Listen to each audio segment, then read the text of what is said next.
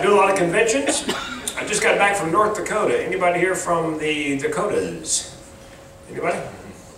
Nice folks, God-fearing, hard-working, tax-paying, little heavily Caucasian. Have you been to the Dakotas? Like Salt Lake City looked diverse. I had trouble finding black licorice. I said that during my show and a woman got mad. Oh my Lord. She did as my mama would say, she had a fit and fell in it. She comes up and goes, Frank, we have people here in North Dakota of mixed race. And I said, yes, Anglos and Saxons.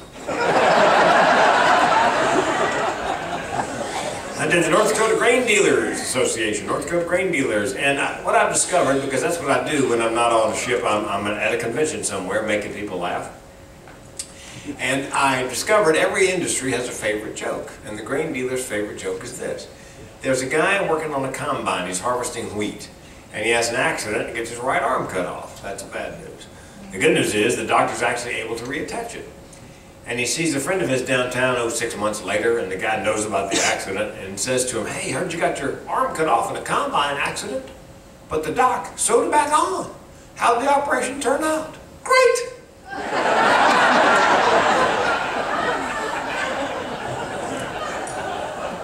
Did a group of morticians. Do we have any morticians in the audience? I know. I met one today waiting in line over at Hilo Hattie, so I know there's somebody here who's a mortician. Yes, I did actually. It's called the Selected Independent Funeral Homes Association. It was the international meeting. Oh, get this. The woman who spoke before me was a motivational speaker, and she was fabulous. However, she kept saying the following, and she never tumbled to the connection to morticians. She kept saying, you folks need to think outside the box.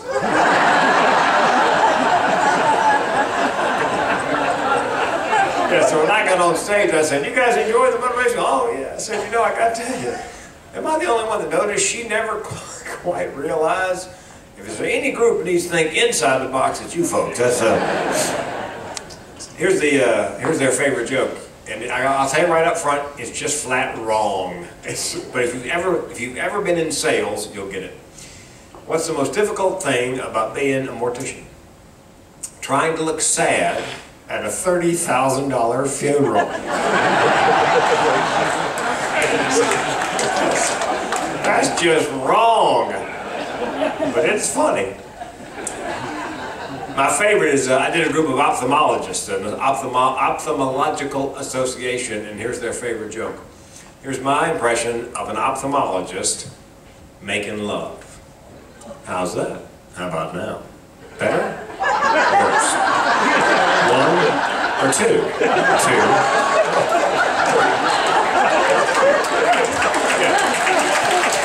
Yeah. And if you've never worn glasses, ask somebody.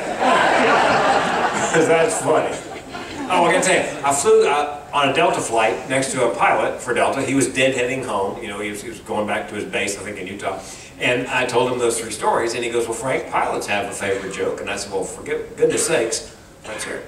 He said, well, there's a fellow working on his master's thesis, and his master's thesis involves the relationship between pilots and flight attendants, the amorous relationships between pilots and flight attendants.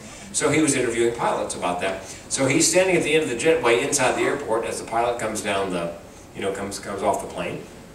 And he tells the pilot what he's up to. He's got a little clipboard.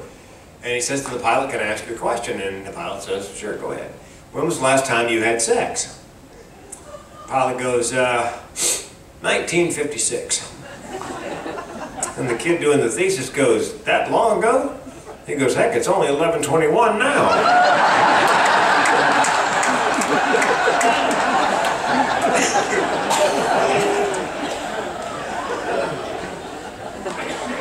And when I'm not doing conventions, I'm doing cruises, and here's a little cruise information for you. Maybe you know this, maybe you didn't. The longer the cruise, do you know this? The older the passenger. You guys aware of that? Yes, and you guys are a relatively young group because, well, this is a 37-day cruise. I've done the 105-day world cruise. Yeah, we're talking old people and their parents.